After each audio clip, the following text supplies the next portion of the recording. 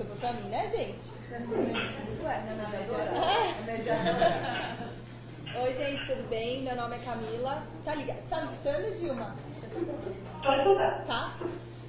Meu nome é Camila, eu me formei agora em 2010 no BCC, então eu já estive aí muitas vezes, nos últimos 3 encontros, inclusive. E hoje a gente está aqui para discutir um pouquinho sobre mulheres da computação.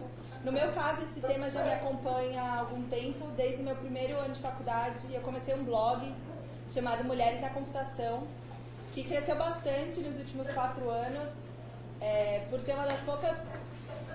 Não, por muito tempo ele foi a única, mas ele era uma das poucas referências. Você digitava lá Mulheres na Tecnologia, era ele que aparecia. Então isso de alguma maneira colocou meu nome em evidência com a pessoa que conversava sobre isso. Mas na verdade já tinha uma linhagem inteira de mulheres incríveis que tinham passado pelo BCC, pela tecnologia, feito isso. E eu sou muito, muito grata a elas. Estou muito feliz de estar aqui. Obrigada, Lud, pelo convite. E me colocaram como mediadora, mas a gente vai construir isso aqui juntas. E eu queria, num primeiro momento, a gente começar a apresentar o background de cada uma, conversar um pouquinho só para vocês terem o contexto de quem é que está aqui na frente, dividir nesse momento com vocês, beleza? Eu vou começar, só porque eu já estou com o microfone na mão. Eu me formei em 2010, eu fui... Você é a Camila? Eu sou a Camila. Camila Chute. Eu tenho 22 anos, eu me formei em 4 anos no BCC. Aqui tem valor eu falar isso, né? Lá fora as pessoas falam, mas aqui é legal falar isso. Me formei em 2010 como a única menina em 28 formandos.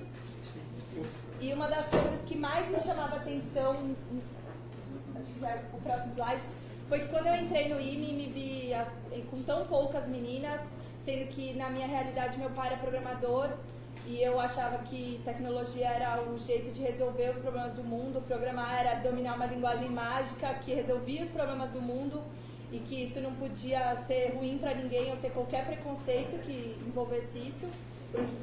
E eu fiquei muito abismada de ver tão poucas meninas.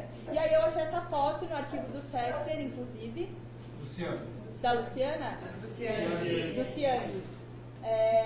Que é a primeira turma do BCC, que se formou em 74, e ela tinha 70% de mulheres. Então eram 20, se a gente contar aí, tinham 27 alunos e 23 mulheres.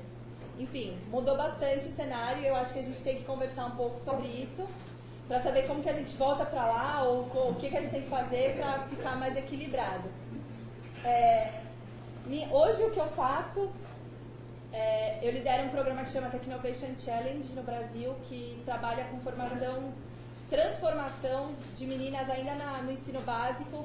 Então a gente ensina empreendedorismo e tecnologia para as meninas, num curso à distância, que tem dado super certo, é incrível. Depois eu posso dividir um pouquinho mais com vocês no nosso terceiro pilar aqui, que a gente vai conversar, que depois eu vou explicar um pouquinho como que vai funcionar mesmo. É isso, e eu sou engenheira de software numa ONG americana, então sou desenvolvedora e não vou largar a área técnica, porque eu acho que isso é importante, eu gosto muito, e não é porque todo mundo fala assim, não, menina, vai fazer teste, vai escrever documentação, vai não sei o quê. Não vou fazer isso, vou continuar desenvolvendo, porque eu acho que é isso que eu gosto de fazer, e é isso. Próximo.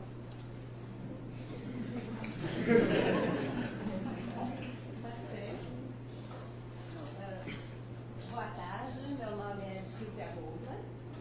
Eu formei um pouquinho antes da Camila, no BCC da turma de 81. Na época de 81, a foto não era exatamente igual a essa daqui, mas a gente tinha um equilíbrio. Eu diria assim, era mais ou menos meio a meio, ou até tinha um pouquinho mais de mulheres, mas pouca coisa. 55% mulheres, 45% homens, mas era algo muito próximo, não na situação como a Camila listou lá. E eu até fiquei um pouco distante de acompanhar essa questão de quanto tinha de participação de mulheres e de homens aqui nas turmas do BCC, e eu fiquei um tanto quanto espantada quando fiquei sabendo disso, que hoje em dia esse número é muito baixo de mulheres aqui na computação. E até quando eu vim aqui para o evento e olhei a sala, o auditório, eu falei, gente, é fato. Hoje até tem mais mulheres por causa da palestra, mas na segunda e mesmo antes disso, não não chegava a ter 10% de mulheres aqui na sala. Então a predominância masculina é grande. Eu saí da faculdade, eu não segui carreira acadêmica, eu trabalhei em empresas, né? Comecei trabalhando em empresas de tecnologia mesmo, trabalhei em Itautec, em área técnica, peguei todo o boom de automação bancária que teve aqui no Brasil na década de 80, né? Sou uma pessoa que peguei a época de reserva de mercado, porque a maior parte dos aí talvez nem saiba o que é, né? Tirando os professores. Depois de Itautec eu trabalhei no Dimes, que foi uma grande empresa também líder de automação bancária. Depois disso, o Banco Francês Brasileiro, fui para um banco. E aí eu passei a ficar um pouquinho mais distante da área técnica e trabalhar mais, continuei em TI, mas trabalhando mais com soluções de negócio, aplicando TI a soluções de negócio. Aí passei pela CPM, que hoje em dia é Capgemini, e depois IBM na área de consultoria. Então, assim, esse assunto é um assunto bem interessante, eu fui convidada para participar dessa mesa, e aí que eu fui pesquisar e olhar o que está acontecendo, e de fato fiquei espantada e acho que temos de fazer alguma coisa para mudar isso.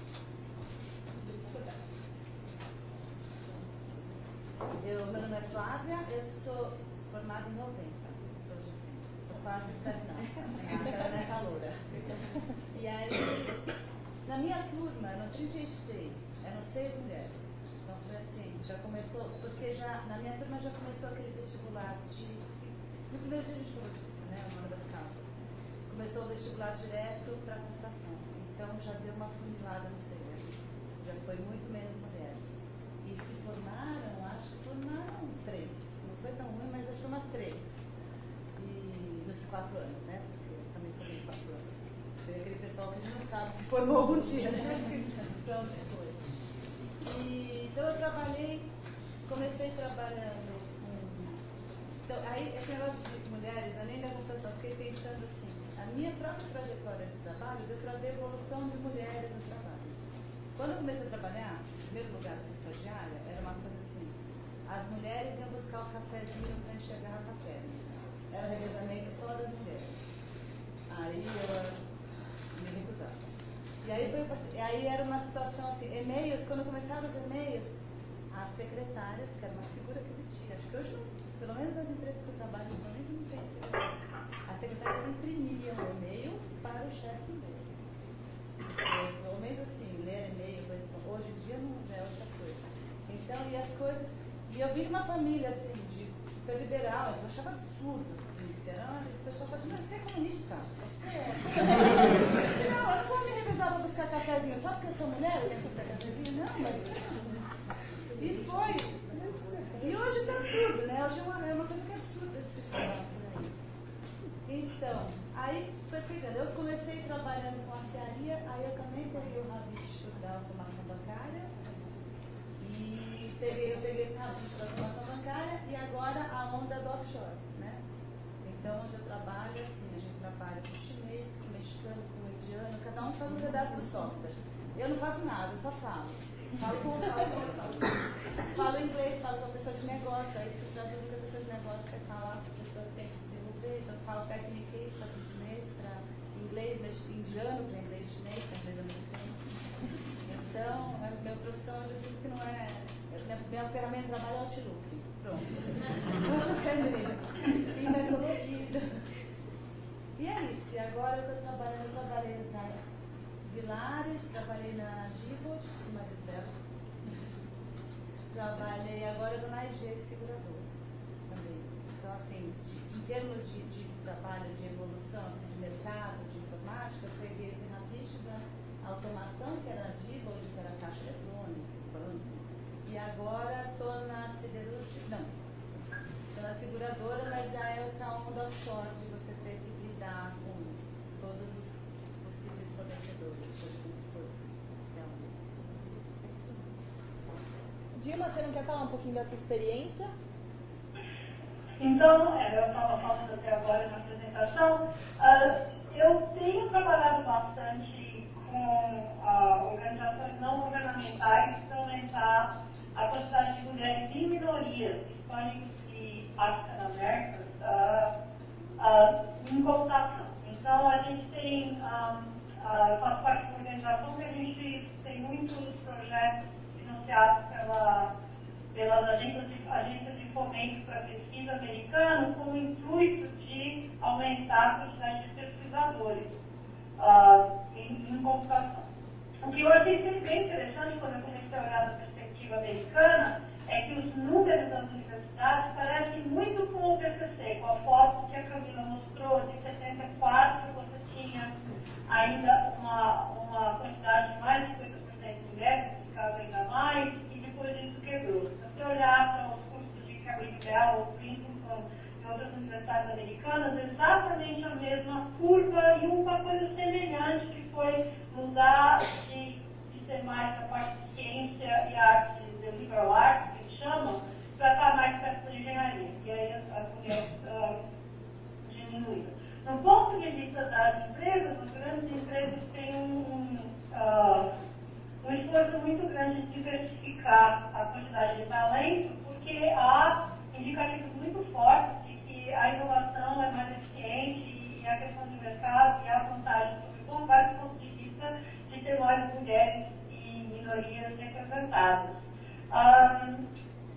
Em geral, o meu trabalho tem sido de ser um mentor para as pessoas que estão em fases mais iniciais na carreira da indústria, para que elas não se sintam que estão recebendo casos especiais. Assim, bem interessante de que algumas pessoas são promovidas e os outros ficam assim, também, né, mulher, claro, são promovidas, porque tem que ser mais e coisas assim. E eu tento fazer uma cruzada contra essa central. É verdade que eu tive muito mais oportunidades, em muitos casos, a ser exposta a mais grupos pelo fato de que eu sou mulher e latina. Então, eu sempre dizia que quando tinha uma seleção aleatória de funcionários da pesquisa para encontrar com o presidente da empresa, e aleatoriamente eu era sempre escolhida.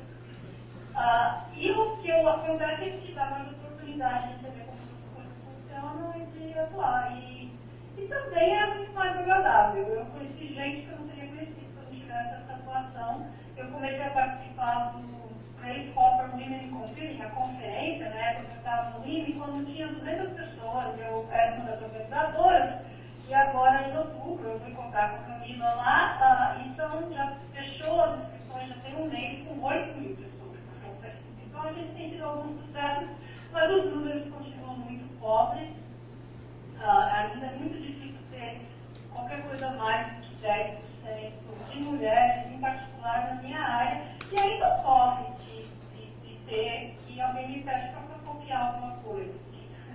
Você tem um projeto que tem 80 pessoas, eu sou a líder do projeto, mas quem não conhece chega e acha que eu sou secretária, você faz essa cópia para mim? Aí eu falo, não, faz você. Já te tenho semelhante para do cafezinho, e eu não faço notas de reunião. Não, eu mando e-mail de fazer reunião, dizendo o que aconteceu, porque você escreve a história da reunião, essa é uma coisa importante. Mas ficar anotando quem vai fazer o quê, não. Isso aí eu peço para os meus colegas, que tem que ser homens para fazer. Obrigada. Isso aí eu fui da turma antes da Flávia, só para pôr em contexto, eu sou da última turma que entrou em matemática. E eu, pessoalmente, nem sabia o que era essa computação, não tinha a menor ideia. Eu descobri no meu curso de matemática. E então eu fui daquela turma em que a gente ainda tinha, provavelmente dos 36, o Carlinhos deve ter, ele tem a melhor memória que eu tenho, mas eu acho que a gente tinha 16 mulheres nos 36. E aí no ano seguinte, que era a turma da Flávia, eu acho que era a turma seguinte, né? A turma da Cristina, com certeza, era a seguinte. Aquelas que acham que eram 5 ou 6 4. A Cris está falando aqui que eram 4 meninas. 4. Eu vou passar aqui o microfone para a Cláudia, tá, Dilma? Tem que falar aqui pelo microfone. Bom, acho que esse microfone está funcionando mesmo. É só pra gente. Eu vou tentar falar mais alto, porque eu não sei se no fundo... Tá, quem esteve ontem aqui na palestra já sabe um pouco sobre mim, então quem esteve, sou a Cláudia Mello.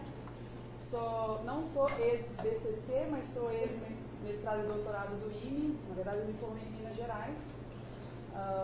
Então, fui doutora recentemente aqui pela USP, há um ano e pouquinho atrás.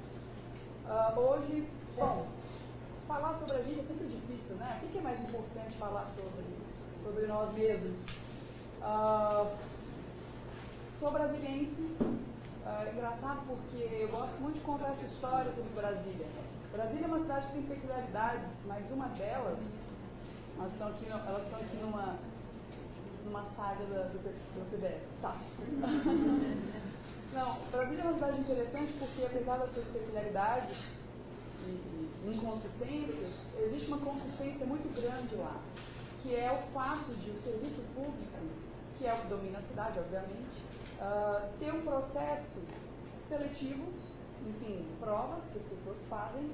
A educação na cidade é muito boa, então isso aumenta as chances de uma concorrência mais justa para as posições. Então, Brasília é uma cidade onde o empoderamento da mulher é muito maior do que qualquer outra cidade que eu vi no Brasil, onde eu vivi, onde eu viajei. E eu nasci lá. Claro que eu não sabia de nada disso na época, eu simplesmente nasci, cresci num ambiente onde eu realmente acreditava em que a igualdade e a equidade, principalmente, era real entre homens e mulheres. E minha trajetória de vida, em termos de estudos, presença no mercado, empresas multinacionais ou mesmo brasileiras, por algum motivo, alguma sorte me conduziu que por muito tempo eu trabalhei em locais onde havia uma grande presença de mulheres em tecnologia. Então, enfim, fui desenvolvedora há muitos anos e por aí vai. Mas a partir de um certo momento, principalmente no momento que eu comecei a ocupar posições de liderança maior, como hoje eu ocupo essa posição de liderança de diretoria de tecnologia da Toplex América Latina, eu fui percebendo que o número de mulheres foi ficando mais rarefeito. Onde estão minhas pares? Então, eu fui percebendo que de repente o mundo não era aquilo que eu pensei. E é interessante porque muitas mulheres me falam, eu sempre percebi isso, eu luto pela igualdade. A minha perspectiva é a oposta. Eu sempre achei que eu tinha direito, agora alguém está querendo tirar.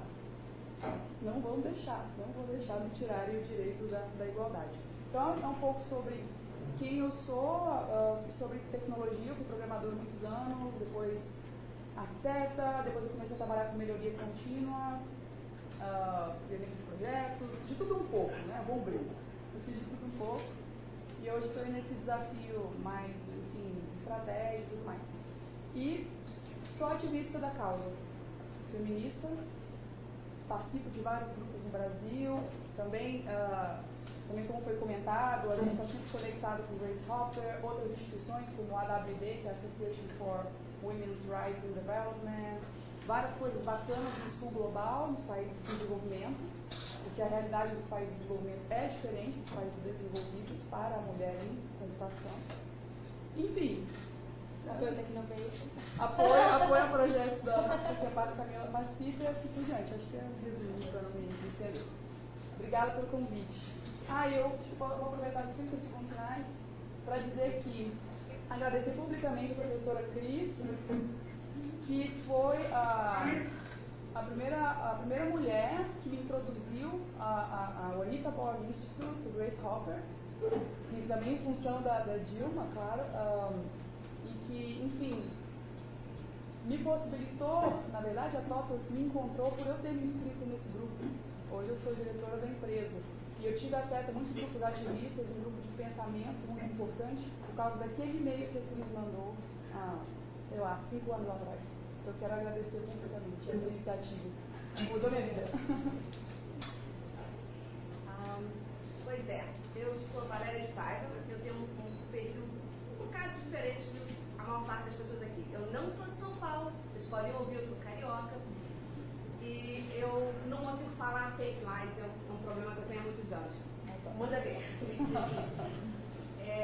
É uma perspectiva totalmente pessoal. Essa sou eu que nasci em Minas Gerais, mas morei minha vida toda nos Estados Unidos, no Rio de Janeiro, muda. E isso é onde eu trabalho. Eu trabalho na Nuance Communications, em Sunnyvale, Califórnia, USA. Eu faço pesquisa em semântica de linguagem natural e a gente trabalha com a Nuance faz. Bom, eu não posso contar para vocês, mas o TechCrunch vai contar para vocês que a Nuance faz a reconhecimento de voz do Siri, da Apple. e a gente faz uma porção de outros projetos desse jeito. A gente diz que a gente é a Switzerland do reconhecimento de voz. Eu tenho um perfil, como eu estava dizendo, muito diferente. Eu sou matemática pura. Eu tenho quatro diplomas em matemática. O mais sério é esse, da Universidade de Cambridge, e eu tive um PhD de muita sorte. Eu espero que algumas das pessoas aqui reconheçam pelo menos as duas primeiras fotos. Eu sou neta do Alan Turing, neta acadêmica do Alan Turing, porque o meu doutorado foi sobre o trabalho de Gödel. Esse é o Alan Turing, foi o único aluno de doutorado dele, que é o Robin Gandhi, e aquele ali é o meu orientador, que é o Martin Ryan, que é o diretor do departamento de Cambridge atualmente. Muda! Eu fui professora da PUC, de Birmingham, de Santa Clara, de Stanford, muda! E eu também, eu trabalhei por muitos anos na Xerox, em PAC. Eu espero também que vocês saibam que muitas das coisas que a gente usa atualmente, os computadores foram inventados no Xerox PAC, o mouse, as interfaces, blá blá blá. Eu trabalhei lá por 9 anos e muito pouca gente consegue morar no Vale do Silício e não sair para fazer startup. Então, em 2008, quando a Dilma está falando dos servidores, não sei o quê, em 2008 eu saí para fazer uma startup chamada Cool, que era uma tentativa de alternativa ao Google. E não deu muito certo, mas se vocês quiserem ver, manda ver para frente. Se vocês quiserem ver, tem um filme lá na Xerox ainda sobre, que eu chamei de Adventures in Searchland. Bom, e aí o problema que eu tenho é que eu trabalho nessa área que é uma mistura de matemática, lógica, inteligência artificial, negócios, e eu acho que a situação sempre foi muito ruim para a gente, como mulher, nessa área. Mas, recentemente, uma amiga minha, Orna Cookman, fez essa lista do que acontece numa conferência muito especial da minha área, chamada Logic and Computer Science, LICS. Vocês conseguem ver, né, que a situação é terrível. Você consegue muitas meninas começando, você consegue muita mulher fazendo mestrado, você consegue muita mulher começando doutorado, mas isso aí seca. E o que ela mostrou, ela fez os dados para mostrar isso. Então, os dados que eu tenho são, infelizmente, muito internacionais. Eu gostaria de ter os dados mais brasileiros, tem uns poucos, mas muito poucos. Então, vocês veem o que está acontecendo. Undergrad, você tem, fazendo graduação, você tem mais ou menos os mesmos números. No mestrado diminui um pouquinho, no PhD virava em 1995. Muda. Em 2009, o mesmo diagrama de tesoura, e só mexeu onde é que mudava, um pouquinho para lá. Quando eu morava na Inglaterra, quando você foi me visitar na Inglaterra, Renata, tinha 2 professoras mulheres em computação no Reino Unido inteiro. Não vou nem falar quando é que foi, mas naquele tempo. Tinham 2. Então vocês veem que o fato é que, assim, como o menino estava falando antes de mim, você vê o que está acontecendo é que a tesoura muda um pouquinho, mas olha lá, o número de professores não sai de 10%. Para frente, vamos de novo, mas nós estamos acabando. O que a gente gostaria era uma coisa desse tipo, né? 50%, 50%. Se tivesse uma diferençazinha, a gente não se importaria. Mas a gente quer essas coisas por vários tipos de justificativas econômicas, porque trazem melhores resultados, o ambiente de trabalho fica melhor. Feminismo por uma boa causa. Bom, eu tenho uns poucos dados do Brasil. Eu tenho várias amigas aqui. Quando eu falei que Renata tinha me chamado para fazer isso, eu chamei uma porção de amigas e elas produziram alguns resultados do Brasil. Como vocês veem, todo mundo está falando das mesmas iniciativas. Grace Hopper Conference, a Anita Borg, que aliás eu conheci lá no parque, a WIT, que é a Women in Technology, que é a Sociedade Brasileira de Computação, e o Richard Thaler Conference eu não conhecia. Vamos. E uma das coisas que eu queria mencionar é que, na verdade, a situação aqui é ruim, mas é muito melhor do que em outros lugares. muito melhor do que nos Estados Unidos, muito melhor do que na Inglaterra, onde eu já entrei em conferência com 70 homens e eu. E o cara que abriu a conferência falou, gentlemen and Valéria. Mas em termos de pesquisa, gente, está mais ou menos lá. 49% de mulheres, 50% de homens. Isso não é... Eu estou mudando um pouco o discurso, né? Não estou falando só de DCC, não estou falando só de computação, estou falando de STEM em geral, porque eu sou matemática. E tem muito... Assim, a situação no Brasil ainda é muito melhor. Vamos ter a última, eu acho que é a última base. Esse não, muda muito. Valéria, você olhou para nível 1 do ensino CNPq? Sim, eu olhei a apresentação da trás, era muito ruim. Olha lá, vai chegando. Pega mais um. Ok. Olha, isso aqui é ótimo, mas a gente volta para aí no final. Continua mais um pouco. Isso aqui mostra só o que acontece na COP. 24% de professoras. Mais um. Aqui que é a produtividade, olha lá. A percentual de bolsas de pesquisa para mulheres no CNPq todo aumentou de 32% em 2001 para 35% em 2010. Esses dados não são meus, esses dados são dessas minhas amigas. Uma delas é professora titular na UFRJ, a outra é Cláudia Baldo Medeiros, que vocês devem conhecer, que é da Unicamp, de banco de dados. E elas é que me deram essas coisas, mas continua ruim para todo mundo. Continua muito ruim. Acho que mais um, preciso ter mais um. O que eu estou querendo dizer é que, olha o que a BBC diz. Brazil punches above its weight, ranking highest overall in the representation of women in science and technology, according to a report from Women in Global Science and Technology. Então, a gente ainda está melhor que a maior parte dos lugares que eu conheço, mas continua um horror e os números são todos semelhantes, tá sempre, os números estão caindo em vez de melhorarem. Isso não pode ser, né? Isso não faz sentido. E eu não sei o que a gente vai fazer para melhorar. Mas, pelo menos, a outra quotation que eu pulei ali é de um professor da COP dizendo que, pelo menos em uma engenharia da UFRJ, eles formam sempre um número maior de mulheres do que homens. E aí a gente ficava perguntando, e qual é? É engenharia ambiental. É porque nós somos mais espertos mesmo, não tem jeito. Com isso a gente pode voltar para a Camila explicando para a gente como é que ela quer fazer essa discussão.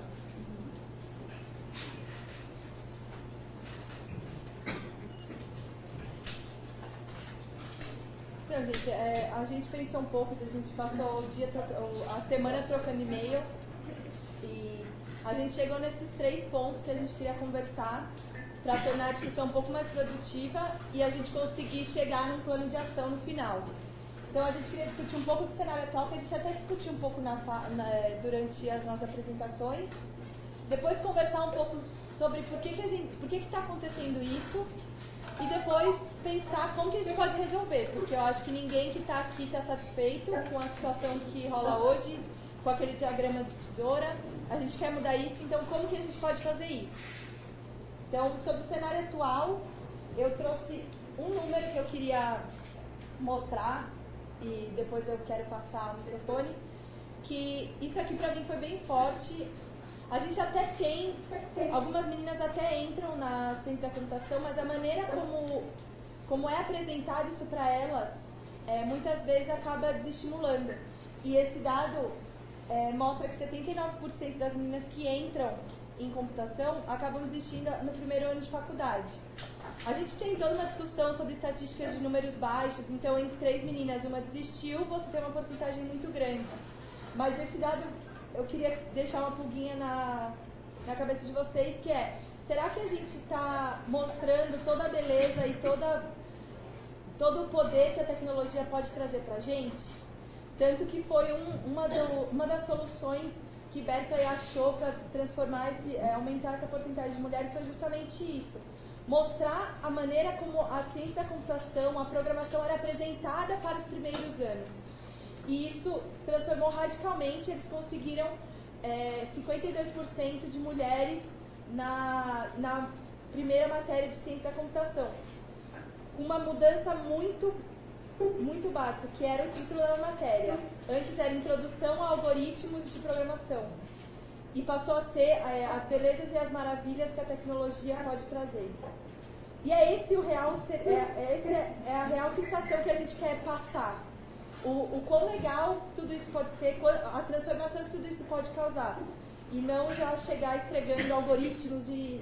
Eu acho que a gente pode ter um ganho bem grande aqui, e era essa estatística sobre o cenário atual que eu queria trazer para vocês. Essa estatística mudava, quer dizer, melhorou as mulheres ficarem ou era permanência geral? Você conseguiu atrair mais mulheres e as meninas acabavam o curso e viam relevância. E aí elas não se importavam de depois estudar algoritmos, e elas passavam a sentir que aquilo era útil para elas, que aquilo representava elas, entendeu? Então, esse primeiro contato. Sexista, né? Assim, a beleza. Eu acho que mostra a real capacidade que a tecnologia tem de transformar a realidade, sabe? Eu acho que o beleza seria não focado no externo, mas o beleza de olha quanta coisa legal que a computação pode proporcionar para você. Eu acho que é um pouco o jeito de colocar os problemas, né? Ao invés de achar dado uma lista de N números, acha o número maior, que é o que a gente faz na nossa profissão, ou fazia quando eu lecionava, é o jeito de sempre pôr o problema num contexto de que a resposta for utilidade. É isso aí, concordo. Mas é bastante trabalho do corpo docente, manter atual e coisas que sejam relevantes, mas vai ter um aspecto que ajuda. Você tem uns dados, né, Silvia? Vou compartilhar com vocês alguns dados que eu peguei até de Brasil e até de fora, mas específico de ciência da computação, tá? Para complementar os números que a Valéria apresentou. Então, eu peguei uma pesquisa do INEP, de 2010, mas acredito que não tenha muita alteração, que é a nível Brasil, de curso de engenharia da computação e ciência da computação. Nos cursos de engenharia da computação, a presença é de 10% de mulheres no total, e de ciência da computação é um pouco melhor, é de 15%. Isso a nível Brasil, considerando todas as faculdades públicas e privadas. Em termos de docentes, aí eu peguei um número bem específico daqui, até pedi uma ajuda para a Renata, agora depois de manhã. Em termos de docentes aqui da ciência da computação, é triste, né? Do total de 43 professores, só 7 são professoras. E ela comentou comigo que os últimos 12 anos foi contratada uma única professora. O resto todos professores. Aí eu fiquei espantada, que eu fui contar, verificar na Poli, na engenharia da computação da Poli. E lá é maior o número de professoras. Foi um dado que me espantou, eu esperaria ao contrário, que aqui até fosse maior. Mas lá você tem um percentual de 28% de professoras frente ao total de docentes ali da pós-graduação. Em termos de Estados Unidos, que números horrorosos, mas em termos de Estados Unidos, específico de ciência da computação e engenharia da computação, os números são muito parecidos, tá? Aí eu peguei dados de um órgão que chama Computing Research Association, e aí eles colocam dados de 2012 e 2013, a pesquisa. Na área de ciência da computação, a presença de mulheres é de 14%, e na área de engenharia da computação, a presença é de 11%. Então, é baixa, tão baixa quanto aqui. Então, o problema não é exclusivamente nosso, porque eu passei até a pensar um pouco quando comentaram dessa questão das mudanças do formato do vestibular. Eu falei, será que é isso a causa? Mas não é, porque é um problema global, não é um problema exclusivamente nosso de Brasil. Talvez tenha tido algum agravamento por causa das mudanças, né, do processo. Antes era matemática, se fazia opção, né, no fim do primeiro ano. Depois passou a entrar direto em computação, depois teve a época que juntou com a carreira de engenharia, que acho que aí talvez tenha sido o pior dos momentos, agora separou de novo, mas, independente disso, existe uma questão global em termos de participação muito reduzida da mulher nesse cenário. Isso acaba se refletindo no número de docentes, né, femininas que se tem nos cursos de pós-graduação, e acaba se refletindo nas empresas também. E por mais que as empresas tenham os programas de quero ter um equilíbrio maior, de diversidade, e até na IBM tem um programa específico para mulheres, de aceleração de carreira, de procurar ter um equilíbrio maior. Mas se você não resolve o problema na base, esses programas, eles acabam tendo dificuldade. Lá, a gente buscava um equilíbrio maior na contratação de trainees. Só que o número de homens que se candidatam é muitíssimo superior ao número de mulheres que a gente tem. Então é uma coisa que você tem de resolver na base. Ah, só um ponto mais só que eu queria colocar, porque aí eu também dá para olhar, que eu falei assim, uma outra curiosidade é que grandes empresas de tecnologia hoje têm como CEOs em altas posições executivas mulheres, como a IBM, a Ginny Rometty, a HP, o Yahoo, YouTube, a própria Oracle, Facebook, a irmã, né, do Zuckerman também é bem poderosa lá dentro. Então vocês têm mulheres muito poderosas na área de tecnologia no mundo.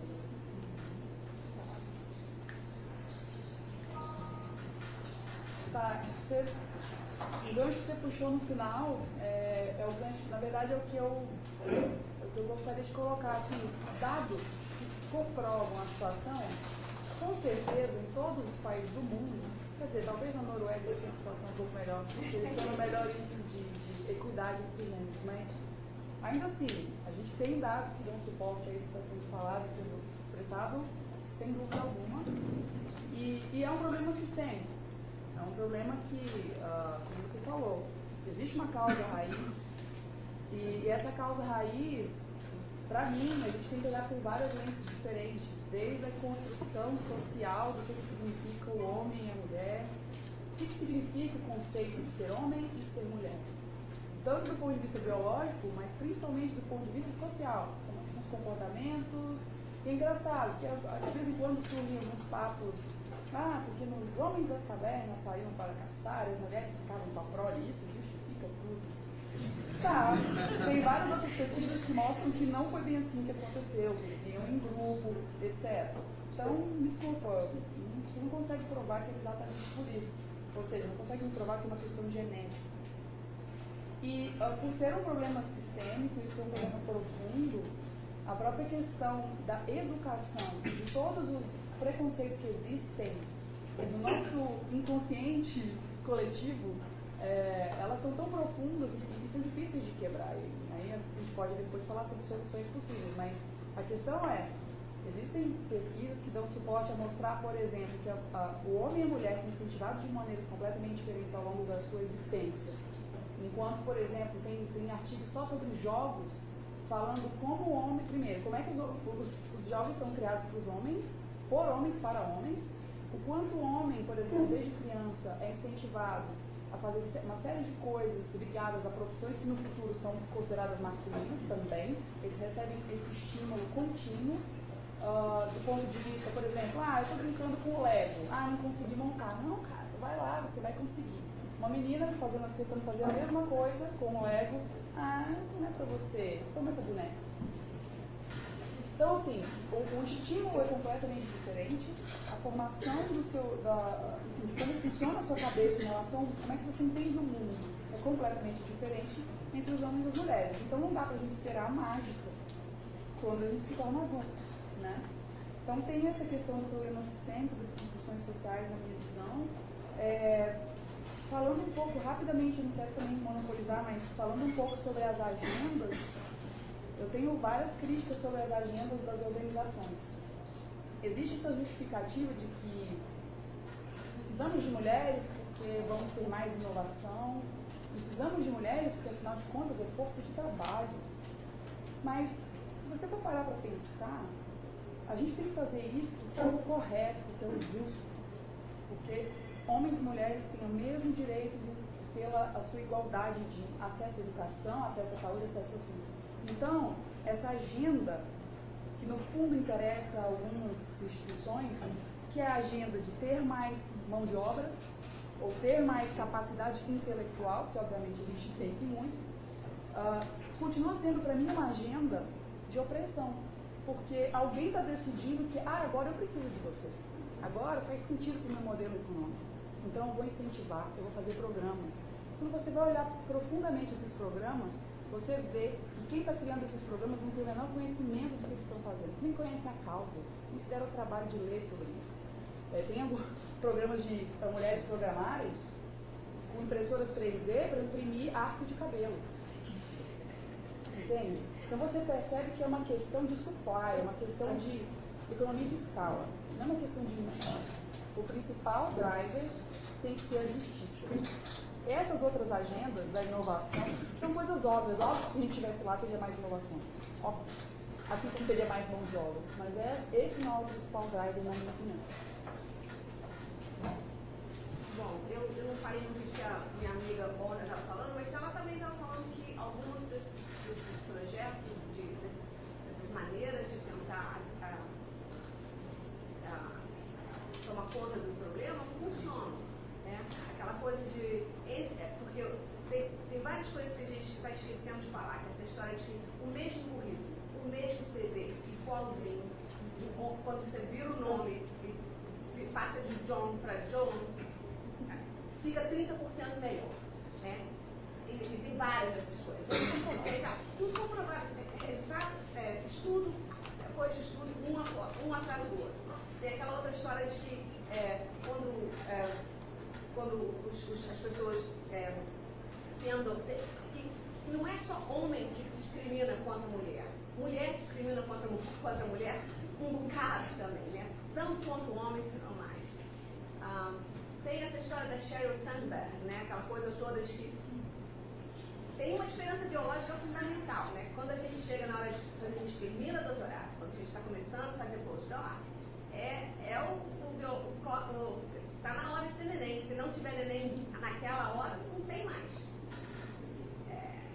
Então tem todas essas coisas que precisam ser tomadas conta de uma forma mais institucional. Precisa das pessoas pararem e pensarem. Uma das outras coisas que eu mesmo sou capaz de esquecer é essa história de quando a gente organiza a conferência, tem que parar e verificar quantas mulheres têm invited speakers, quantas mulheres têm no seu comitê de programa, quantas mulheres que em geral estão aparecendo. Porque se não tiver um modelo, se não tiver gente em cima fazendo as coisas, não muda. Fica todo mundo.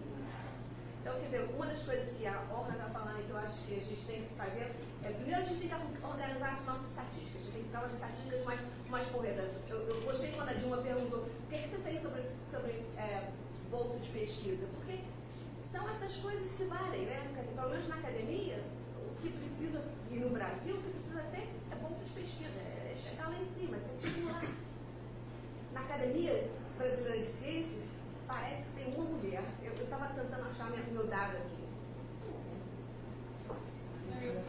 Aqui é. Vamos abrir, vamos falar, conversar. Eu ia só fazer um comentário, porque você que morou na Inglaterra, você sabe que é um problema social também.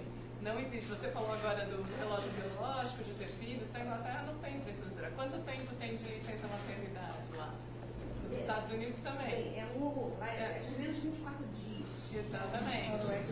Então, assim, a Escandinávia é a região mais igualitária do mundo. Por quê? Tem 1 ano e meio de licença maternidade que pode ser dividida entre o pai e a mãe. Então, assim, todo mundo trabalha. O que acontece na Inglaterra? Se espera que as mulheres não trabalhem quando elas constituem família. Em muitos lugares, na Holanda, onde eu morei, era assim também. Se espera que as mulheres fiquem.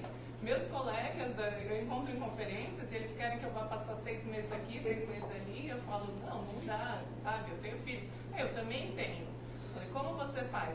A família vem junto e a mulher não trabalha. Eu falo, eu sou a mulher, né?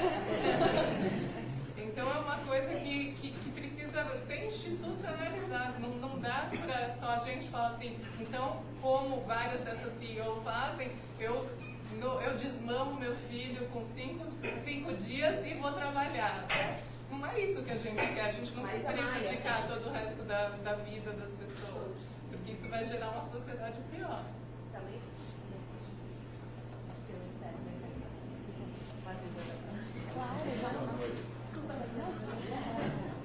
Dilma, sou eu aqui atrás. Eu queria comentar 3 pontos. Primeiro, por que é tão importante equilibrar entre homens e mulheres em termos de número?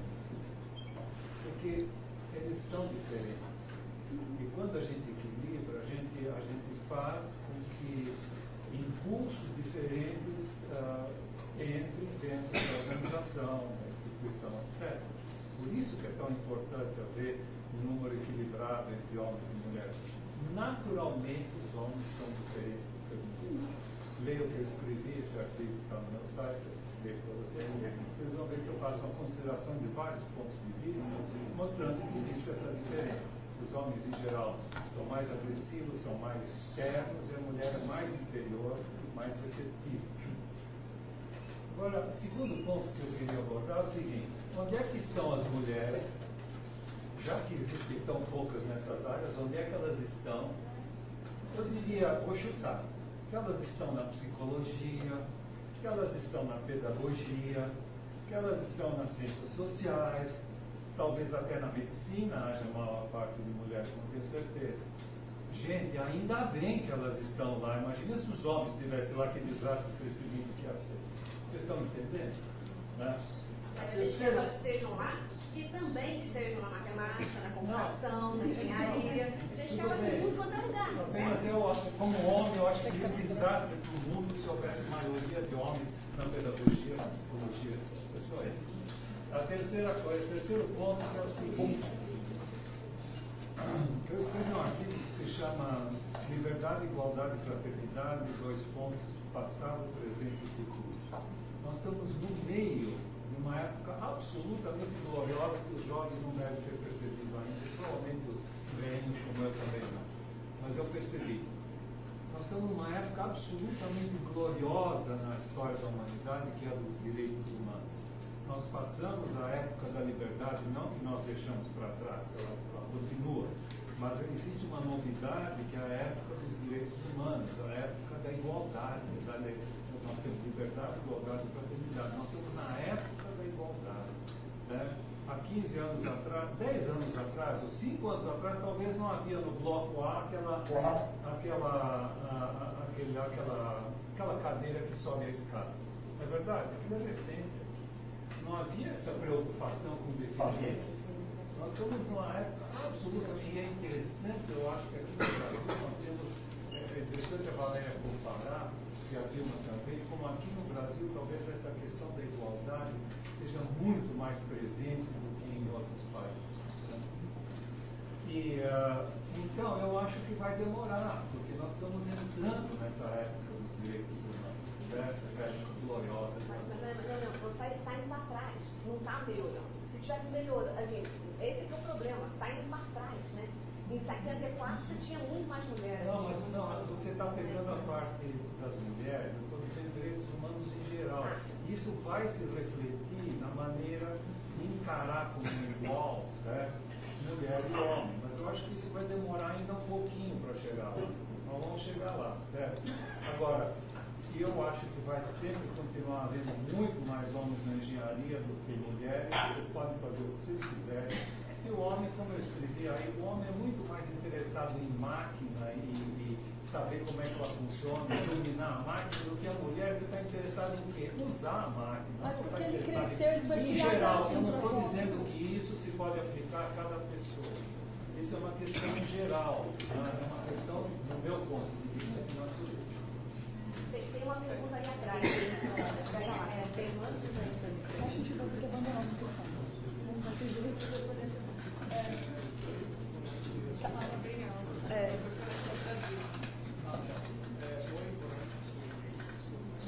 Mais alto, Luiz, por favor.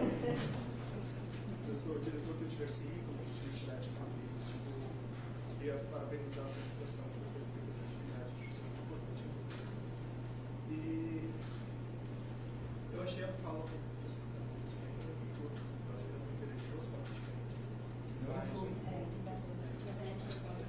Tem um micro... Esse aqui tá funcionando? Pode ligar esse aqui? Tá funcionando? Ó.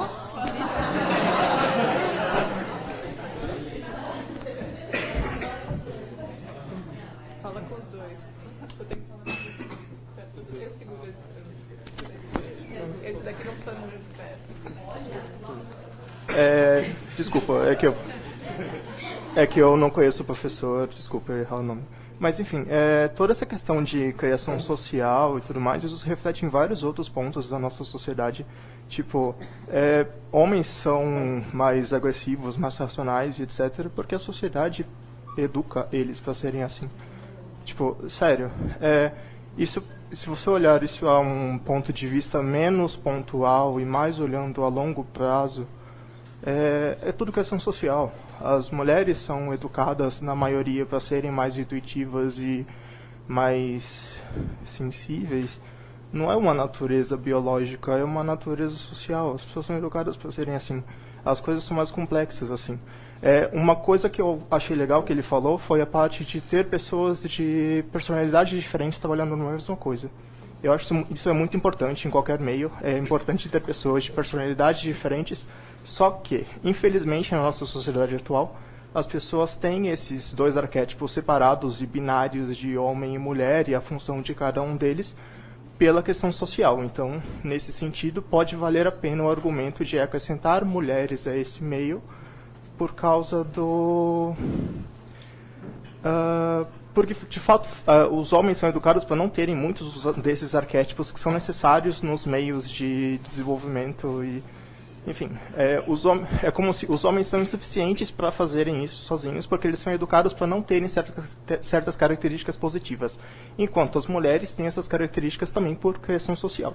Então, ok, juntando os dois, você consegue todos os arquétipos e consegue uma diversidade maior que contribui muito para a causa.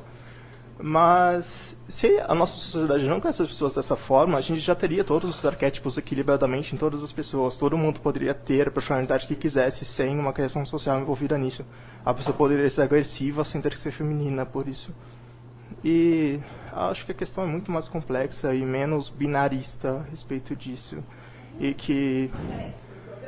Tem uma das coisas que passam dos limites, né? A gente, por exemplo, uns dados que eu recebi recentemente, essa história de ser pai, você ganha, se você for pai, você ganha 30% mais no seu, de salário nos Estados Unidos, porque você é pai. Enquanto você é mãe, você perde 38, cara. Você ia falar isso também? Não. Esse exemplo é muito bom.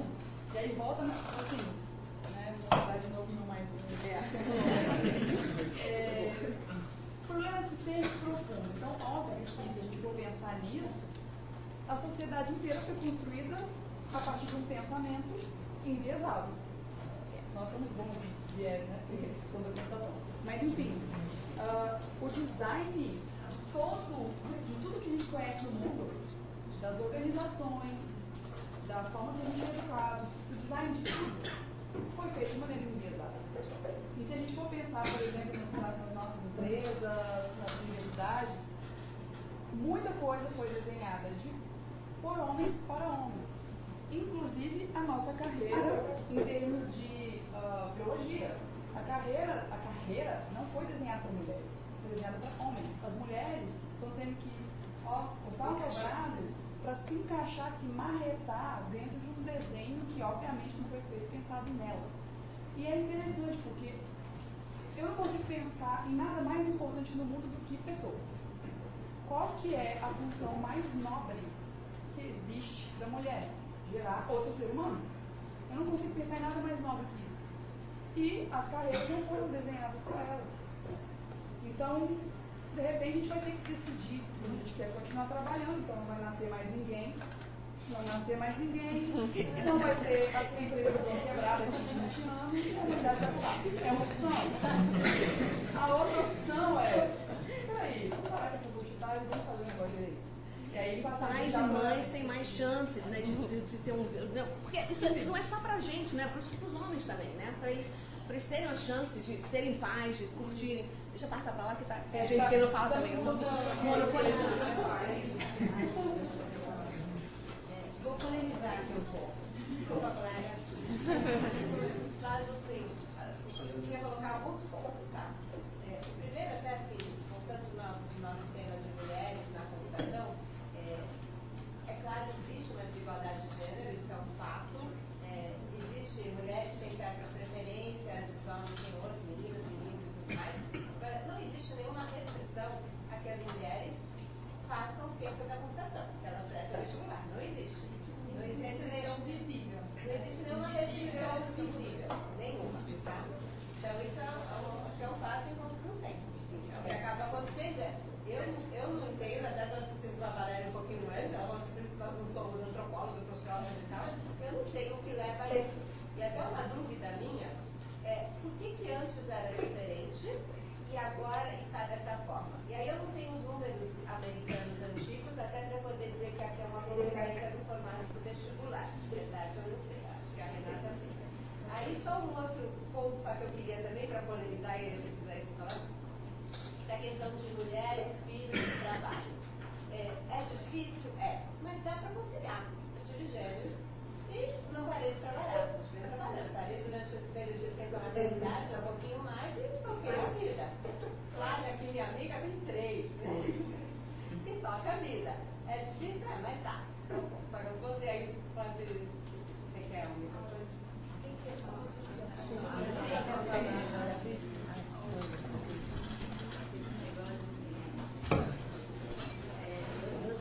Eu até me surpreendi aqui que eu entrei no vestibular em 1984 e foi o primeiro vestibular logo depois do vestibular da Dilma em 83, e nas turmas anteriores, até 83, acho que talvez a gente possa dizer que tinha sempre mais da metade de mulheres nas salas, né, Dilma? Acho que isso daí era mais ou menos verdade, pela lembrança da Yoshiko e lembrança das pessoas em geral que a gente escuta. Até 83 tinha mais do que metade das turmas eram de meninas. Então você entrava no vestibular do IME, né, era um curso só, e depois de um ano, só a licenciatura estava separada, né? Entrava assim nos bacharelados, e depois de um ano fazendo o básico do IME, a pessoa optava, e aí entrava mais mulher então nesse vestibular que era para o IME, e as meninas talvez eram mais estudiosas e conseguiam pegar o curso mais disputado dentro do IME, que era a computação. E no ano que eu entrei, a partir desse ano, então aqui no BCC, o marco é o vestibular. Antes do vestibular, eu acho que sempre tinha mais do que 50% de mulheres no BCC, e depois desse ano tinha 10%. Então caiu de 50%, maior ou igual, né? 70% na primeira turma, que não era até mais diferente ainda, mas caiu de 50%. Foi uma queda muito brusca, e tem esse marco que é o vestibular. Não dá pra gente dizer que não deve ser uma coincidência. Se coincide com os Estados Unidos, me espantou assim um pouco essa coincidência, mas claro que o curso também foi para o vestibular, talvez porque a computação estava mais, né, tinha o boom da computação ali, então a gente também separou no vestibular, porque esvaziava os outros bacharelados. Não era junto, era separado, acho que a licenciatura. Quando era junto, se separou porque o que acontecia é que muita gente entrava no IME por causa da computação, e aí fazia o primeiro ano, não conseguia pegar a computação, ia embora, ia fazer vestibular de novo, ia fazer outra coisa. E os outros bacharelados do IME se esvaziavam depois do primeiro ano. Então aí separou-se e pôs-se o curso de computação separado dos demais bacharelados. Mas teve esse efeito colateral que foi brutal, né? Você caiu de metade de meninas para 4. E o que acontecia, na verdade, também é que depois do primeiro ano, as pessoas desistiam, havia evasão, e aí se abria vagas por transferência. E ali você capturava bem mais mulheres. Já era a minha turma, por exemplo, acho que dobrou o número de mulheres na transferência depois do primeiro ano. Então entravam mais mulheres que passavam por esse outro sistema. Entravam no básico, ficavam um ano aqui no IME e pediam transferência para a computação. Era mais fácil mulher entrar na computação assim, não que fosse fácil, né? Era tudo difícil, mas eu digo, estatisticamente mais mulher entrava assim do que pelo vestibular. Não sei porquê, mas isso daí é um negócio que a gente tinha que entender, né? Porque, pelo menos aqui no Brasil. Dilma, você quer falar? Porque eu tenho um comentário sobre isso. Você quer falar? Eu estou sempre pronta para falar, mas eu vou deixar, acho que a minha visão, a Cris já falou um pouco. Só um ponto é que eu acho que no momento que você passa por você, quando eu fiz vestibular para matemática, tinha uma pressão muito social, como é que uma aluna tão boa como você não vai para medicina, não vai para engenharia? Tinha uma pressão assim, eu acho que eu gosto de matemática. Eu achava que eu gostava de então eu também tenho um pouco que o perfil das pessoas é um pouco diferente. É diferente de você estar fazendo vestibular para engenharia, medicina, e você tem toda a estrutura social, a medicina das escolas, das famílias, e tudo, fazendo essa decisão. E eu lembro que foi uma decisão pesada para mim não fazer vestibular para engenharia, porque a pressão era bem grande, faz engenharia, engenharia que tem prestígio. Eu acho que quando você olha para a turma da Cris, o prestígio está estabelecido na expectativa de uma carreira muito disputada, e se eu me lembro bem, por muitos anos, aquele bacharelado de computação no vestibular era a carreira mais disputada da UFES. E aí existe um grupo de pessoas um pouco diferente. Quanto isso afeta a composição entre homens e mulheres, eu não sou qualificada para especular. Mas eu acho que tem um aspecto assim, um pouco diferente quando você escolhe a carreira. Posso fazer um comentário? Eu estou aqui segurando o microfone e estou me aproveitando. Desde segunda-feira, quando a gente teve a discussão da história, ficou falando essa história de será que foi o vestibular que mudou? Aqui parece que sim, mas e lá fora? Como é que se explica? Eu fiquei pensando um pouco o que aconteceu nessa época, na década de 80. Até o meio da década de 80, ninguém tinha computador em casa. Aqui, quer dizer, eu tive o meu primeiro computador em 82 porque o meu pai era engenheiro e tal, então eu e meu irmão a gente programava em BASIC com 2K de memória, mas ninguém que eu conhecia tinha um computador em casa. Então, nessa época, fazer computação era uma coisa muito mais abstrata, era uma coisa mais assim, vou fazer matemática, vou fazer computação, vou fazer física. Eu acho que era uma carreira que ficava um pouco mais no abstrato. A partir do final da década de 80, começo da década de 90, todo mundo passou a ter computador em casa e virou brinquedo de menino. Porque aí todo mundo jogava joguinho, e aí o contato com o computador era diferente. E aí eu acho que aumentou essa percepção de que computação é coisa de homem. Não sei se isso tem a ver, é só uma ideia e assim, olhando lá, né, o que a gente faz com as crianças, os joguinhos e tal, a gente sabe, tem mulheres que gostam de ficar jogando no computador? Tem, são aquelas poucas que vão para a computação. Mas é uma coisa muito mais masculina do que feminina. E aí é uma ferramenta que ficou mais próxima dos meninos do que das meninas. Então eu acho que não é que... Porque às vezes tem uma visão de que menos mulheres passam no vestibular, mas eu acho que menos mulheres prestam o vestibular, e não que menos mulheres passam. Depois que as pessoas souberam que era computação, as mulheres pararam de ver. As mulheres só vinham, mas não sabiam o que era exatamente. Não, mas na verdade continuam não sabendo, né? Porque jogar joguinho não é computação. Está faltando a gente mostrar para o mundo o que a gente estuda aqui, né? Que não é jogar joguinho. Tem duas pessoas aqui. Eu só queria fazer um comentário sobre essa transformação. Tem um livro que chama O Sexo Mais Rico, da Lisa Mundi. Ela é uma jornalista que foi estudar a construção do trabalho, toda essa coisa de gênero. E ela fala que uma das coisas que aconteceu com a engenharia e com a ciência da computação, com a área de tecnologia, foi que antes da década de 80 era tudo muito misterioso. Era uma área descoberta, era uma área relacionada até às artes liberais, que se chamavam, não era ligada à engenharia. E não tinha tanto poder econômico envolvido, então era uma carreira que era legal aos olhos das mulheres.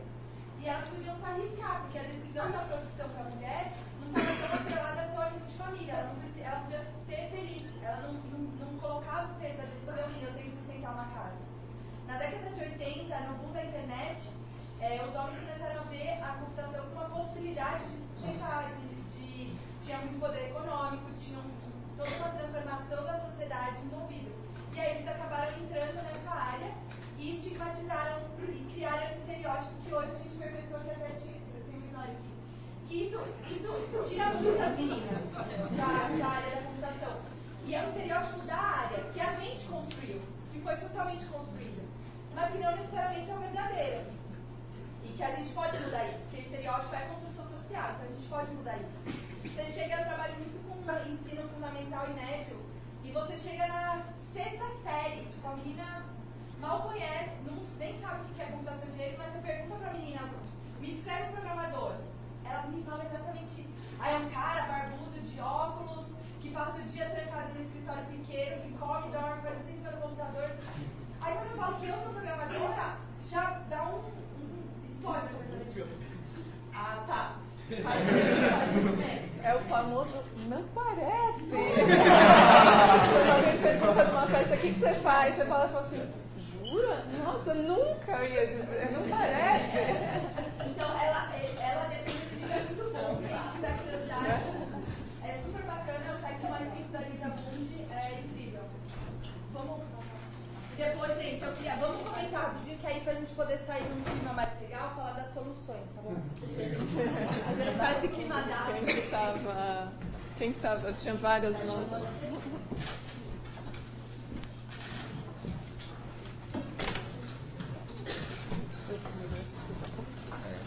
Oi. Meu comentário é principalmente com relação àquilo que vocês falaram de quando as mulheres descobriram o que era computação, elas se afastaram mais. Que hoje, particularmente, eu observo um pouco da minha própria experiência, desses poucos anos que eu tive aqui no IME, que me parece que a maioria das pessoas que entra indistintamente do sexo não tem certeza do que era computação. Tirando assim, hoje eu observo que tem muitas pessoas que vieram de cursos técnicos, por exemplo, ou que têm pais que trabalhavam com tecnologia, que tiveram mais contato. Não foi o meu caso, por exemplo. Então, quando eu entrei na computação, por exemplo, foi meio que um tiro no escuro. Eu não tinha certeza do que era, nem sabia da estrutura. Então, acho que talvez hoje em dia essa visão do programador, ou até todos esses pontos de vista, não sejam claros para ninguém. E talvez realmente precise algo ser mudado para os dois lados. Então, talvez até seja um bom gancho para as possíveis soluções que vêm para frente.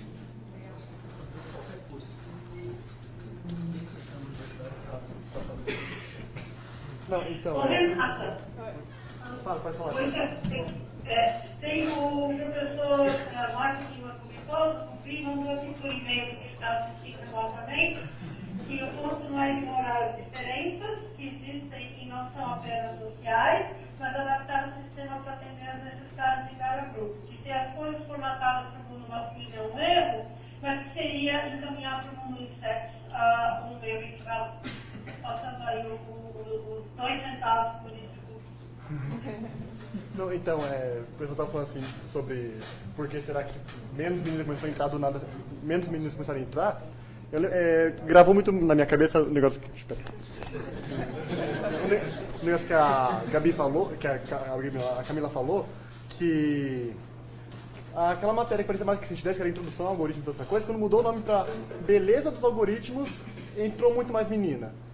Foi legal que entrou muito mais menina, mas acho que isso é muito mais sintomático do que um negócio legal. Isso mostra que, assim, que as meninas são muito mais treinadas, então quer dizer que as meninas são treinadas assim, desde criança se o negócio quer mostrar beleza é coisa pra menina, se o negócio é mais... Foi uma tradução livre. Não. Eu acho que vocês pegaram muito essa palavra do a beleza. A tentativa de mudança de título era mostrar a relevância da tecnologia na sociedade, entendeu? E não passar que era só um processo de ciência dura. Ainda assim, ainda assim, mesmo, então precisa, porque o menino gosta daquilo e a menina não pode gostar. Parece muito mais um negócio que a menina foi treinada a gostar de um negócio diferente do menino gosta. Porque assim, se o menino vê aquilo empolgante, por que a menina não pode ver? E assim, eu gosto muito de feiras de profissão, que eu gosto de assim, falar sobre o curso. Você vê que as meninas, quando você fala assim, não, no curso se vê muita matemática. As meninas se gelam, ou as meninas que gostam, as outras meninas olham pra ela e falam assim, por que você gosta de matemática, mulher? Tipo, não, de verdade. Você vê que assim, que uma menina gostar de matemática, tanto os outros meninos quanto as meninas, meio que falam assim, mulher não é pra gostar de matemática. Tem muito essa visão, acho que dá pra perceber isso, assim, eu acho que é chato perceber que mudar o nome pra que as meninas vejam o que é legal, é maquiar. falou rápido e falou só do time. Ela não tá ouvindo. Peraí. Dilma, eu tô falando de você, porque você está esperando. Vou anotar que a próxima vez a gente Então, vai espera ter 3 um pouco. microfones. E coisa que me completou, que na verdade foi o nome do peixe, não foi só o título. Era uma coisa também de você. Ao invés de falar a solução ótima da novela, você dizer, olha, a gente tem uma fabriquinha com carrinho assim, contar uma história e mostrar a utilidade daquilo. Porque a gente é muito sabe, a gente chega aqui e já vai direto para a teoria e fala, por que que usou isso? Aí depois, no final, a pessoa, era daqui. Fez sentido. Então, acho que a história mais... Está sendo mudado na reforma curricular. Tivesse do certo em 2016, o Calor escreveu uma primeira matéria dizendo, contando o que vem depois e para que serve. Na verdade, dá para fazer uma palestra. Até na hora que falando dos choques, quando a gente entra no eu achava que... Aí ele falou assim, eu tô como ele, eu entrei, não sabia nada de que era computação. A primeira, desse programa era trocar o valor de duas variáveis. Aí o pessoal do beijo falou, aí você tá com vergonha, né? Isso aí acho que tem outra coisa.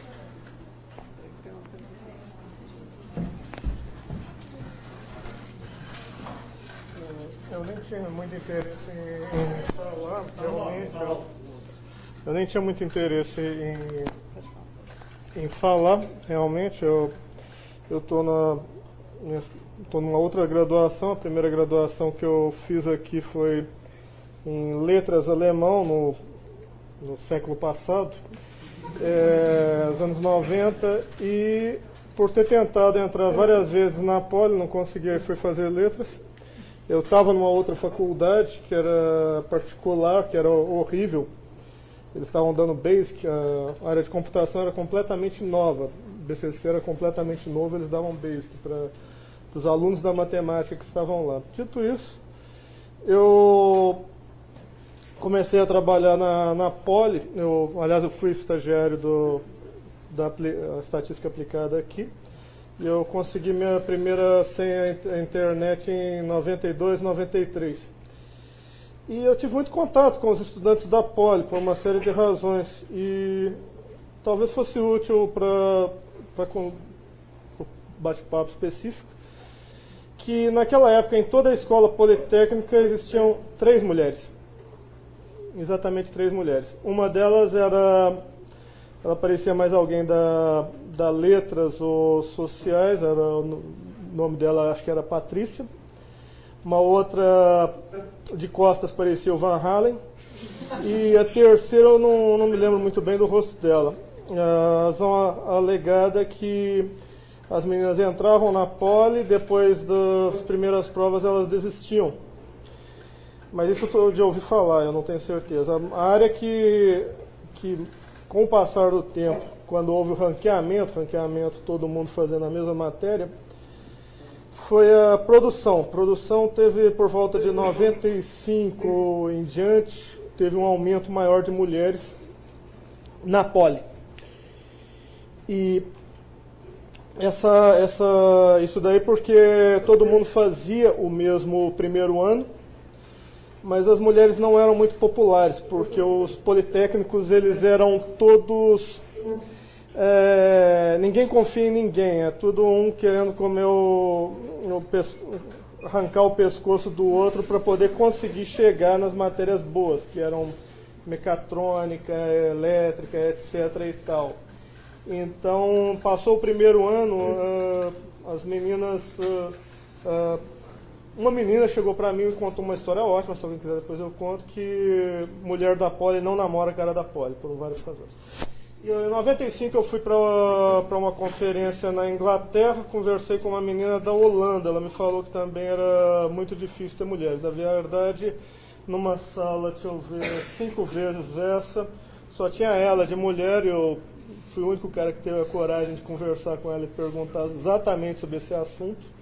E ela me falou que realmente, até se interessando pela área de informática, era mínimo. Eu acompanhei essa coisa da internet começando e você encontrava mulheres mais nos chats da vida do que em qualquer outro lugar relacionado, games, moods, outras áreas. E para terminar, teve a primeira cidade virtual na Holanda, que foi uma coisa por volta de 95, 96 que estava tendo. Realmente a maioria do pessoal era que teve, vamos dizer que Amsterdã é uma cidade pequena, como sei lá, Santos ou menor ainda. E os caras, cidade virtual é uma coisa bastante interessante para a época, porque era totalmente virtual, a cidade tinha áreas de chat sobre tudo quanto é coisa, e você tinha uma sala de chat específica para mulheres, onde só tinham homens. Era interessante porque o que os homens conversavam sobre as mulheres era coisa que eles próprios não acreditavam que as mulheres pensavam daquele jeito. E para finalizar esse monte de coisas, é isso. A partir do momento que houve o Orkut, que houve a internet comercial, aí você começou a aparecer as mulheres. Elas apareciam nos chats internacionais muitos, mas eram completamente mesmo. Só isso que eu não tenho nenhuma... Oi? Eu só... Depois eu queria voltar. Então, essa coisa de... Você falou da Polly, sei lá, da menina apareceu Van Halen. O que tem isso? Sabe? Não tem nada a ver. E, tipo, uma coisa que eu acho maravilhosa, mas maravilhosa mesmo aqui no IME, é que foda-se o jeito que você é. Não importa o jeito que você se veste, o jeito que você fala, o que você gosta. Isso é uma coisa que tem que acontecer em qualquer área. Para de estereotipar. Se eu tô vestida de florzinha, se eu tô vestida de xadrez, se eu tô com roupa de homem, se eu não tô. Não importa, gente. Isso é o mínimo. É a coisa mais supérflua que tem. E aqui no IME, tipo, claro que existem coisas minúsculas, existem pontos fora da curva, de pessoas que podem olhar pra isso e falar, a menina do IME é assim, assada. Existe um monte de piadinha. Isso existe, mas aqui no IME é maravilhoso que ninguém liga para o que você está vestindo. O que importa é você, sua cabeça, o que você pode fazer ou não. Isso é o mínimo, assim. Eu não acho legal a gente fazer uma brincadeira que a menina do IME tem cara de homem, a menina da Poli tem cara disso ou daquilo. Era só isso.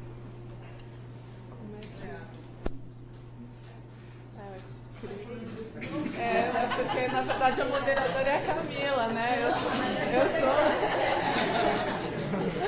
Eu sou só seguradora de microfone. Eu queria dizer a gente falou há um tempo, esse negócio de mudar o nome da disciplina, eu acho que não deve ser isso, porque eu olho de novo no IME aqui, antes do vestibular, era tudo matemática, era o mesmo nome as disciplinas, e as meninas se davam bem e iam fazer computação, elas escolhiam, uma vez que elas estavam aqui no IME, elas escolhiam computação daquele jeito feioso que a computação nos é apresentada no primeiro ano. Elas se apaixonavam pela computação no primeiro ano do IME e escolhiam computação. Agora, lá no vestibular, eu não sei o que é, que elas não pegam computação lá no... Talvez porque elas entravam em matemática. Eram meninas já diferentes, que escolheram matemática. A Dilma falou, quando ela estava prestando, tinha uma certa pressão lá, mas ela escolheu matemática. Mas uma vez que ela entrou aqui e ela foi exposta à computação, antes teve o direito de conhecer a computação, antes de fazer a seleção, ela gostou e ela foi lá e ela marcou, eu quero computação. Mais cedo, mas tem que saber. A criança de 17 anos já tem que saber se ela vai querer fazer engenharia civil, mecatrônica, não sabe nem o que é engenharia. Ele já tem que saber. Então, assim, antigamente ele estava de matemática, eu gosto de matemática, vamos ver, acho que ele conhece a cura do cara. Agora não, agora eu quero já lá, nos 16, 17 anos, ela já não ser vestibular, mas agora a prova já é outubro. Então, aquela criança vem dizer, eu vou ser engenheiro de animação. Ele sabe o que é aquilo. Vai na feira de construção do cursinho, fala, aí uma pessoa que é um aluno, né, fala as suas próprias impressões e é isso. Posso fazer um comentário bem rápido? Eu vou falar bem rápido, porque eu também ouvi as foi falado várias coisas interessantes aqui, dois comentários rápidos. Um sobre linguagem, que é a palavra beleza, né? Que vou voltar ao meu argumento chave, problema sistêmico. problemas sistêmicos são complexos, várias coisas interligadas, não é assim, se isso, então aquilo. Isso dá para resolver. É complexo. Então, ok, até a nossa língua, a nossa linguagem, as palavras são sobrecarregadas desses estereótipos incorretos. Então, palavras, já foi até feito um estudo do número de palavras femininas nas línguas que tem a distinção de gênero, ou a, né? E a relação dessas palavras com coisas de força, que é a característica social do homem, e da leveza, que é a característica mais associada à construção social da mulher. E foi mostrado que existem sim muito mais palavras com artigo o ligados a questões de força, tipo, do que as femininas. Então até nisso, até nisso tem, lógico, não é todos os casos, mas até nisso se esconde o problema. Nessa semana, quem estava no Facebook aí acompanhando as comunidades, pode ter visto, talvez, a Secretaria de Políticas de Mulheres colocou um material bem interessante sobre a questão da língua e de quanto que existe sexismo nas expressões. E até isso a gente vai ter que cuidar, se a gente quiser resolver. E um outro ponto rapidinho sobre a questão da internet, do chat e tudo mais, que eu acho muito legal da internet, é que ela permite que agora você não precisa assumir uma identidade de uma construção social. Você pode criar o que você quiser. Eu posso ter um usuário completamente anônimo. Eu posso falar que eu sou uma outra pessoa. Eu posso criar 3, 4 identidades diferentes associadas a mim, se eu quiser. Não pode. Então, não pode. Não, se eu usar o Tor. Pois é. Ok. Public Revelation, beleza. Tanto que a gente vê quantos casos de mulheres que esconderam a sua própria identidade de gênero, assinando com pseudônimos masculinos. E isso é possível na internet que a gente está construindo, de preferência anti-NSA.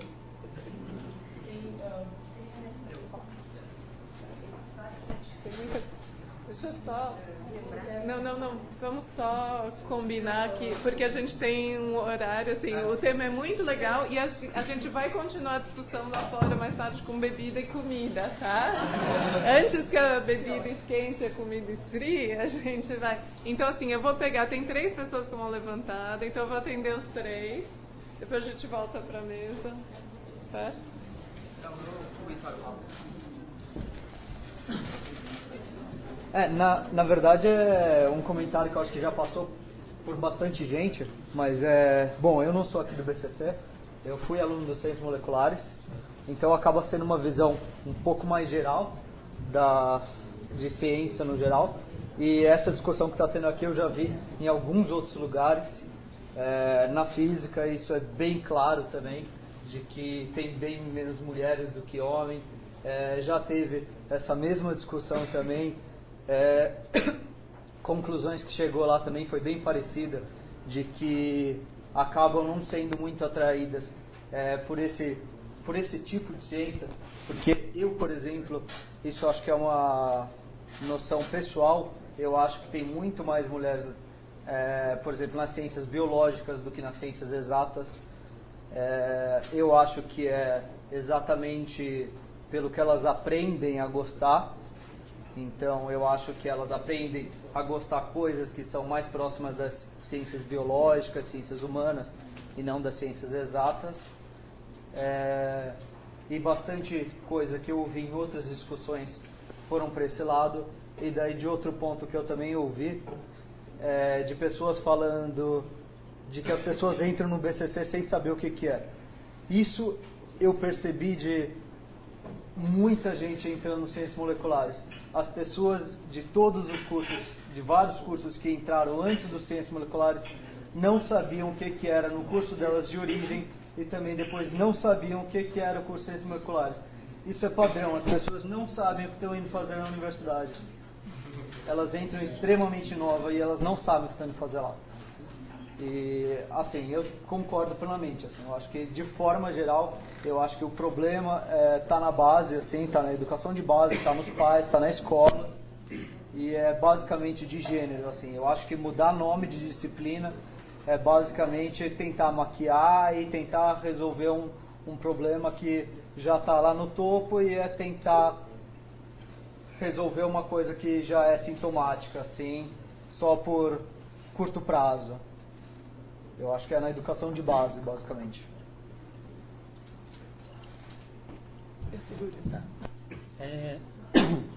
Talvez eu mude o foco um pouquinho da discussão, mas é dentro também. Aqui está sendo debatida uma questão de gênero, mas quantas mulheres negras tem no BCC? Quantos negros tem aqui dentro dessa sala? Sabe? É a questão que você tem que... a exclusão por classe, por raça, isso também é uma questão importante, nós temos que discutir. E incluso aqui dentro... Uma conferência que era justamente para mulheres dispor na matemática. Vai explica numa conferência para mulheres dispor na matemática.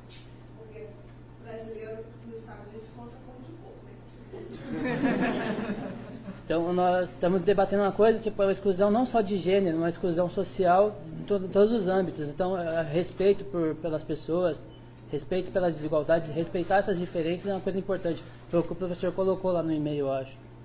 Não adianta só debater isso, tem que debater, no caso geral, respeitar todo mundo, no sentido geral. E as classes minoritárias ter uma alavanca, se alavancar aquelas pessoas, alavancar as mulheres dentro da computação, alavancar as mulheres sendo motorista, mas também alavancar os negros, os pobres. Vou comentar bem rápido. Eu concordo, gênero, número e grau. Eu, pessoalmente, eu sou uma privilegiada em termos... Eu não sou privilegiada por viver num sistema e ser mulher, onde a mulher é oprimida.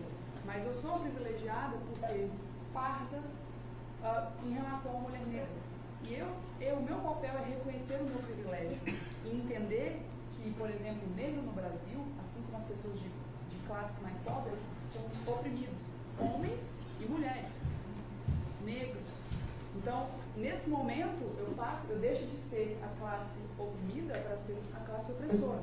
Então, eu vejo que o meu papel, e espero que de todos, seja de compartilhar nosso privilégio, porque o sistema beneficia o homem branco de classe média, mas também beneficia a mulher branca de classe média. Frente à mulher negra, eu conversei com o pessoal da PoliGNU, que é o grupo, enfim, eles têm um grupo de gênero da PoliGen, e eles falaram que toda a história da engenharia da USP, mais de 100 anos, eles não conseguiram, todos os cálculos feitos e aproximações, não se formaram nem 10 mulheres negras em todas as engenharias juntas em mais de 100 anos. Então, concordo com você. Mas aqui também, no BCC também. No BCC. Então, assim, eu concordo que eles tiveram centenas, né, de formação. Então, eu concordo que a agenda do sul global, a agenda dos países em desenvolvimento, ela tem que olhar o oprimido. E o oprimido num país como o Brasil, eu não sou tão oprimida quanto uma mulher negra, com certeza. E a gente tem que olhar pelo lado do oprimido. Estou com você. Tinha o último. Última pergunta. Meio que o Waldemar Setter e como foi a discussão aqui. Eu sei que eu vou mudar meu tema, mas uma solução, eu acho que é, por exemplo, aquele code.org, que é um tipo de uma iniciativa, teve várias empresas que ajudaram, né? E incentivar a programação desde a criança, acho que desde 10 anos de idade, que era a ideia lá deles, e acho que tem um programa lá que acho que é Hacker One Day, ou Code One Day, que eles fazem um intensivo de ensinar a programação para as crianças, e eu acho que isso é uma muito boa iniciativa, e pode ser que com isso mais mulheres assim, venham a participar, venham fazer o ciência e computação, mais negros, mais gente venha participar aqui, venha ingressar.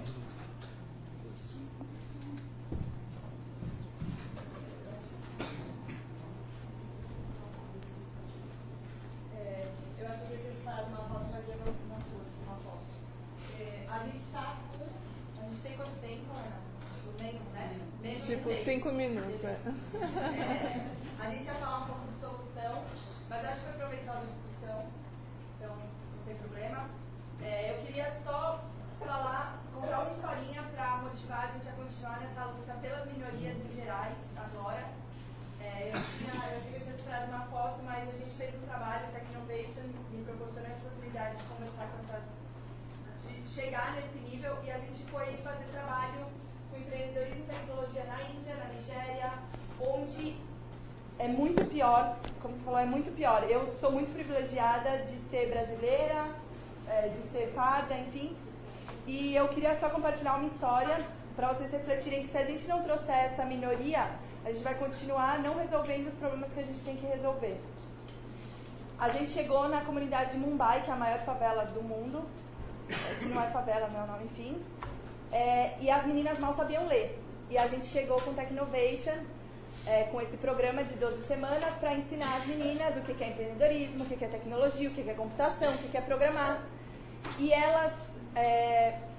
O problema que elas resolveram, a gente brinca aqui no Brasil que foi o Waze da água. Na época nem existia o Waze lá, e elas arrumaram um jeito. Elas tinham de 10 a 15 anos, um grupo de 5 meninas, que as mães perdiam 70% do tempo delas para ir buscar água porque não tinha água encanada em casa. E elas falaram, é esse problema que a gente quer resolver. Como que a gente vai fazer isso? E elas fizeram tipo um Waze, um aplicativo onde elas marcavam, a mãe chegava no lugar, falava assim, puta, tá com fila, tá insalubre, ou tá bom, pode vir. E aí você ia direto no posto de água certo. E aí eu fico me perguntando, se essa menina que vive nessa realidade, que tem esse background, não tivesse ali, não tivesse sido empoderada por essa tecnologia, quem que ia resolver esse problema? E eu acho que todo mundo concorda comigo que é um problema super relevante que tem que ser resolvido. E que tecnologia é uma das poucas ferramentas que podem fazer a gente resolver isso.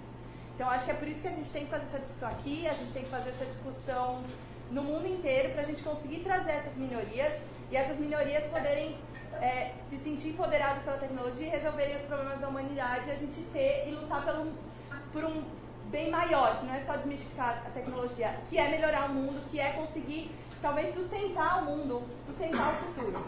Então é por isso que eu acho que a gente está aqui, e é só pra gente sair num clima mais leve, não só de como a nossa realidade é sofrida. É isso, gente, acho que a gente, cada um de nós que está aqui consegue fazer uma mudança pequena no seu dia a dia para transformar essa realidade. Final, beleza. Vai. Então, só finalizando, eu acho que a discussão aqui ela foi muito enriquecedora. Para mim, até eu achei super importante, eu aprendi muita coisa aqui nessa troca que a gente fez. E eu diria que eu vou sair daqui pensando e motivada para endereçar um pouco esse assunto. Foi interessante. Sabe que eu fiquei aqui, eu tenho mania de ficar anotando, né? Eu fiz minha tabelinha aqui, porque a gente ficou tentando achar causas, né? Então eu fiquei tentando. Tem umas que são geral, do mundo inteiro, tem umas causas que são específicas do Brasil. E tem umas causas que é o IME em si, né? O IME, acho que assim, no IME caiu o vestibular. Então, a explicação dessa queda ficou no vestibular. No Brasil, isso foi uma coisa meio minha ali da Cris, que era assim, eu fiquei pensando, talvez esse modelo do vestibular, o modelo, e fiquei separando também assim. E tem uma causa assim, uma unidade, né? Que é essa questão social, natural, quer dizer, até que ponto essa questão do gênero é social, é natural. Até que ponto, eu achei ótima aquele negócio, quero depois saber aquele negócio do livro, depois fala de novo. Que essa questão da opção econômica, achei o máximo, né? Que também liga o que a Renata falou, que era uma questão da popularização do computador e de virar uma opção econômica que até então as mulheres que vão virar dona de casa depois, cuidar das crianças, podem brincar de ser alguma coisa até parar de trabalhar, né? Então podia brincar de fazer computação, aí depois não, virou a profissão. Virou, né, rimo de família. E a outra questão também é a questão da maternidade, né? Que tipo, deu 30 anos, vamos lá, para tudo, e agora não dá para continuar, né? Então achei legal, porque foi muito interessante, resumindo, mas gostei, adorei. Dilma, quer falar? Não, só obrigada, foi muito bom ouvir a Silvia, a Valéria, a Flávia, a Camila e o pessoal também. Obrigada pela oportunidade. Vou passar para a Cláudia. Legal, você. Bom, adorei. Gostei muito de ver muitos homens participando dessa discussão, porque afinal de contas, acho que parte da solução parte do reconhecimento do privilégio, como eu falei. Todos nós reconhecermos nossos privilégios e começarmos a desenvolver uma sensibilidade, que é um grande poder de qualquer pessoa, sensibilidade para começar a enxergar essas coisas no mundo real e começar a mudar a si próprio. Gandhi dizia, né, você quer provocar, seja a mudança que você quer ver no mundo. Então, que cada um seja essa mudança que a gente quer ver. Me parece que parte muito dessa intencionalidade. Acho que só com uma intenção, uma proatividade é possível quebrar esse sistema, esse problema sistêmico. E aí vai passar, óbvio, pela educação, vai passar pela internet como uma ferramenta de empoderamento, vai passar pela formação de base, que tem uma série de ações que a gente pode até compartilhar depois com esse grupo. Não sei se a gente tem os e-mails, enfim, uma série de iniciativas que existem em todo o país, que vocês podem se juntar. Eu garanto que vai ser extremamente gratificante para vocês verem o que cada pequena ação pode fazer para mudar o mundo e para empoderar as pessoas. Obrigada. Eu estou com fome, acho que está na hora de beber. Mas queria dizer que acho que a gente esqueceu de falar que agradecer a Renata que organizou essa coisa toda e em particular os meninos aqui do DCC que criaram esse encontro, né? Muito legal, gente. Adorei estar aqui com vocês. Muito obrigada. Cadê a cerveja?